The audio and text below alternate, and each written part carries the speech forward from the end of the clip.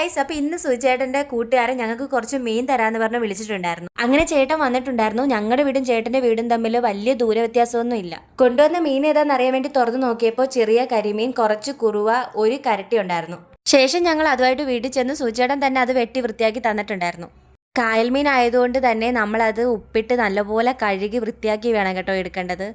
ഉപ്പോ നാരങ്ങ നീരോ ചേർത്താണ് ഇത് കഴുകി വൃത്തിയാക്കാറുള്ളത്. അങ്ങനെ ചെയ്താൽ മാത്രമേ ഇതിനൊരു പ്രത്യേകതരം സ്മെല്ലുണ്ട്, അത് മാറി കിട്ടത്തുള്ളൂ. പിന്നെ കറി വെക്കാനുള്ള തയ്യാറെടുപ്പായിരുന്നു. കറി വെക്കുന്നത് അമ്മയാണ് കേട്ടോ, എങ്കിലും ഞങ്ങൾക്ക് ആ ഒരു ടേസ്റ്റ് കിട്ടത്തുള്ളൂ. എല്ലായിടത്തും അമ്മമാരുണ്ടാക്കുന്ന ഒരു പ്രത്യേക ടേസ്റ്റ് തന്നെയാണല്ലേ. ഞാനുണ്ടാക്കാൻ നിന്നാൽ ഇപ്പോഴെങ്കിലും കറി ആവത്തില്ല കേട്ടോ. അതുകൊണ്ട് അമ്മ തന്നെ ചെയ്യുന്നതായിരിക്കും നല്ലത്. അമ്മയാകുമ്പോഴത്തേക്കും പെട്ടെന്ന് ഫാസ്റ്റായിട്ട് ചെയ്യുകയും ചെയ്യും, നല്ല അടിപൊളി ടേസ്റ്റും ആയിരിക്കും. കറിക്ക് ആവശ്യമായിട്ടുള്ള തക്കാളി, ഇഞ്ചി, വെളുത്തുള്ളി, പച്ചമുളക് ഇതെല്ലാം കറക്റ്റ് സമയത്ത് തന്നെ അമ്മ ചേരുവകളെല്ലാം ചേർത്ത് മിക്സ് ചെയ്തുകൊണ്ടിരിക്കുകയാണ്. കറി വെക്കുന്നതിൻ്റെ കൂട്ട് നിങ്ങൾക്ക് എല്ലാവർക്കും എങ്ങനെയാണ് ചെയ്യുന്നതെന്ന് അറിയാമല്ലോ. ഇപ്പം തിള വന്ന സമയത്ത് അമ്മ മീനെല്ലാം കൂടി അതിനകത്തോട്ട് ഇട്ടിട്ടുണ്ട് കേട്ടോ. അങ്ങനെ അതെല്ലാം സെറ്റാക്കി വെച്ചിട്ടുണ്ട്. പക്ഷേ കറി മാത്രം കഴിച്ചാൽ പോരല്ലോ, അതിൻ്റെ കൂടെ കഴിക്കാനായിട്ട് വേറൊരു ഐറ്റവും കൂടി വേണമല്ലോ. അങ്ങനെ ഞങ്ങൾ ചീനിയായിരുന്നു എടുത്തിട്ടുണ്ടായിരുന്നത്. ചീനി കുഴച്ചതായിരുന്നേ. അങ്ങനെ അത് കംപ്ലീറ്റ് ചെയ്തിട്ടുണ്ട് കേട്ടോ. കുഴച്ച ചീനി അമ്മയിട്ട് ഇളക്കുന്ന കാണുമ്പോൾ തന്നെ നാവിൽ കൊതി വരുന്നുണ്ടേ. അങ്ങനെ കറിയും ചീനിയും റെഡി ആയിട്ടുണ്ട് കേട്ടോ. അപ്പോൾ ഇതാണ് ഞങ്ങളുടെ ഐറ്റം.